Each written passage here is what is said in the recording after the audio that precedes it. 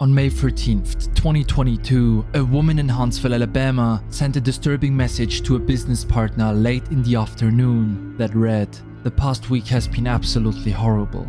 I don't even know how to explain it. The most heinous death threats you can imagine. I've been telling the people closest to me over the past few days, I absolutely did not kill myself, no matter what you heard." 29 days later, Amy Eskridge was found dead in her home with a single gunshot wound to the head. The official ruling was suicide. She was 34 years old, had a double major in chemistry and biology, had co-founded something called the Institute for Exotic Science, and in the last years of her life was working on the one thing physics says shouldn't be possible. She was trying to solve anti-gravity. And here's the part that won't leave you alone once you heard it. She didn't just predict that she'd die, she predicted the exact word they would use to close the file. So why am I telling you about one woman in Alabama? Because 4 years later, her name landed at the bottom of a list of 11 American scientists who died or vanished, most of them in a single 18-month stretch. A list that pulled in the FBI, the Department of Energy, a House committee, and the President of the United States, who stood in front of reporters and said the word that everyone watching was already thinking. He said it looked pretty serious. This is the story of that list. The 11 names, the threats that connect them, and the threats that absolutely do not. And I want to be straight with you. Some of what you're about to hear is documented, confirmed, and on record. And some of it falls apart the second you actually look at it. I'm going to show you both, because the strange thing about this case is that even after you throw out the nonsense, what's left over is still genuinely hard to explain. It still got the FBI to open the file, and it still doesn't have an answer. Amy Eskridge is the first name that became the keystone of this whole list, and there's a reason for that. She was born and raised in Huntsville, Alabama, what they call the Rocket City, as it was where Wernher von Braun built the engines that took Apollo to the moon. A city where NASA and defense contractors and classified programs happen all in one place, and Amy grew up in that. Her father, Richard Eskridge, was a real NASA propulsion researcher at Marshall Space Flight Center. That part is solid, that's not folklore. He spent decades working on plasma thrusters, the exotic stuff, the engines that might one day push a spacecraft without burning fuel, the way we do now. And Amy carried that forward. She and her father worked together on gravity modification experiments. She built the Institute for Exotic Sciences to be, in her own words, a public-facing way to disclose anti-gravity technology.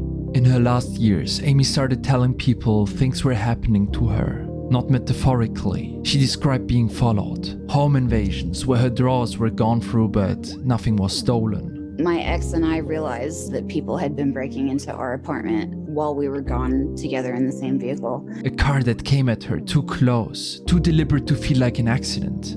There's this weird fucking Lexus. It's like a silver Lexus. This is a shitty apartment. Like, why is there really nice Lexus in the parking lot? And it has tinted windows that are not street legal. And then after that, the Lexus started tailing me.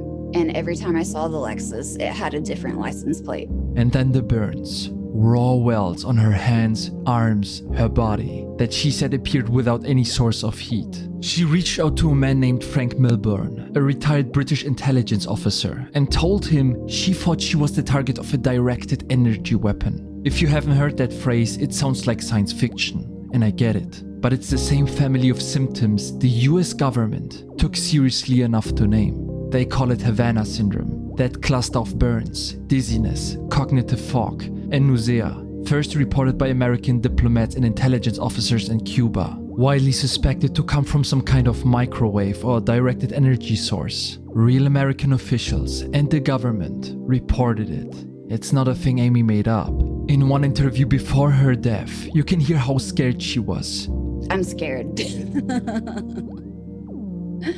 I'm tired. She talked about needing to get her research out fast because the pressure was escalating. She said something that lands very differently now that she's gone. If you stick your neck out in public, at least someone notices if your head gets chopped off. If you stick your neck out in private, fuck you. They will bury you. They will burn down your house while you're sleeping in your bed, and it won't even make the news. In 2020, she announced she had foundational new work on anti-gravity she wanted to present, but she needed NASA's sign-off first. She never got there. On June 11th, 2022, she was found dead with a gunshot wound to the head. And then a few things happened that are the reason we are still talking about this. No police report, autopsy findings, or statement was ever released to the public. Her body, according to the case files compiled by independent researchers, was cremated quickly, which, if true, means no one could ever go back and independently examine it. The Institute for Exotic Sciences website went dark the day she died, and that text message, the one where she called her own death in advance, started to circulate. What is weird is that her own father, a former NASA man, went on the record and said he did not think her death was suspicious. Scientists die also, just like other people. Eric Burleson, a Republican congressman who later looked at her case, said she was clearly distraught and that her death was suspicious, which, notice, can cut both ways. The documented fact is the text she sent and her fear. I will leave it up to you to decide what sounds more logical. What is important is that for exactly 1 year, she was just a footnote, a strange one-off case, until other scientists started following her path.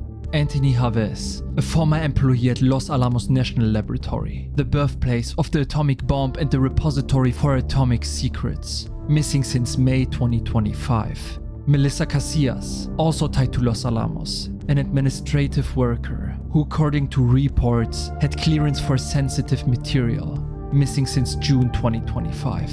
Monica Reza, and this one stings because she was the real deal, director of the Materials Processing Group at NASA's Jet Propulsion Laboratory in California.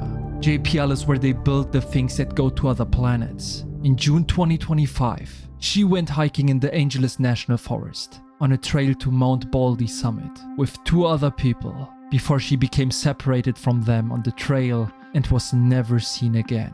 Steven Garcia, a government contractor at the New Mexico facility for the Kansas National Security Campus, which makes non-nuclear components for nuclear weapons, missing since August 2025.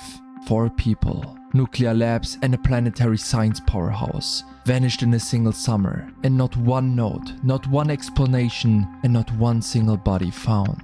And that's when the deaths started stacking up on top of the disappearances. In December 2025, an MIT professor named Nuno Loureiro was shot multiple times in the entrance of his apartment building in Brooklyn, Massachusetts, in front of where his family was spending a quiet evening. He died the next morning. Loureiro was a 47-year-old physicist who had just been named director of MIT's Plasma Science and Fusion Center, one of the most important fusion energy labs in the country. A man who, by one colleague's account, had research contacts with the Department of Energy before he was gunned down at his own front door.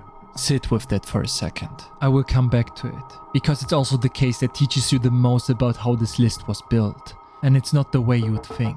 What's important is that 2 months later, on February 2026, an astrophysicist named Carl Grillmer, also 47, who'd worked on NASA's NEOWISE mission and NEOSurveyor, which are the telescopes that hunt for asteroids that might hit Earth, was shot and killed on the porch of his own home. That same month, another case popped up. But this time it was taken seriously and made it into national news. Retired Air Force Major General William Neal McCaisland walked out of his Albuquerque home on foot on the morning of February 27th, 2026, and never came back. McCaisland is not a small name. He's a Silver Alert and national security legend, an astronautical engineer with degrees from the Air Force Academy, MIT, and Harvard. He was a chief engineer on the military's GPS program, ran the Space-Based Laser Project Office, and commanded the Air Force Research Laboratory at Wright-Patterson. Yes, that Wright-Patterson. The base that's been at the center of Roswell and recovered UFO rumors for 70 years. You couldn't pick a person more knowledgeable with classified information to start a conspiracy. And the details of his disappearance are genuinely strange.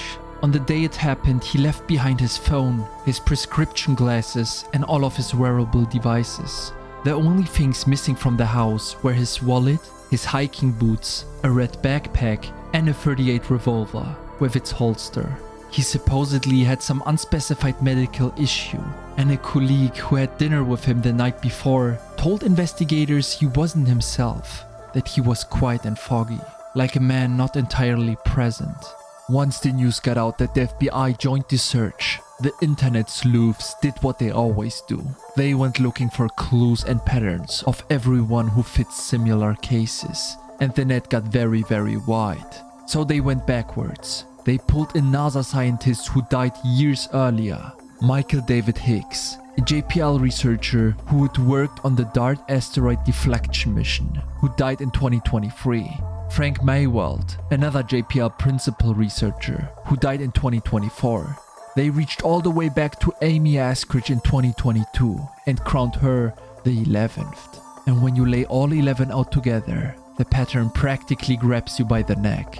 Look at the fields: nuclear weapon, fusion energy, plasma physics, asteroid tracking, aerospace propulsion, advanced materials. These are not random jobs. These are, almost every one of them, exactly the categories a foreign government would kill to set back or to steal. Look at the institutions: Los Alamos, JPL, MIT, Caltech, the Air Force Research Laboratory. You could not assemble a more sensitive list if you tried. And look at who started paying attention: the House Oversight Committee. Specifically the chairman James Comer, who said publicly that it was very unlikely to be a coincidence, and that his committee was treating it as a national security threat. Congressman Eric Burleson also found the situation suspicious and floated his theory out loud to a Fox News reporter that a foreign power might be scooping up or eliminating American scientists on American soil. So, are the suspicions real?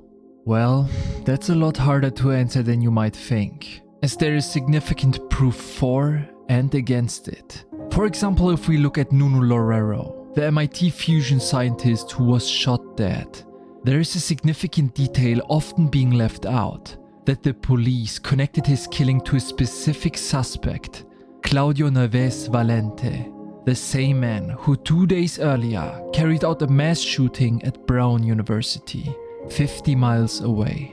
Loureiro's death wasn't an unsolved, shadowy hit by a faceless cabal.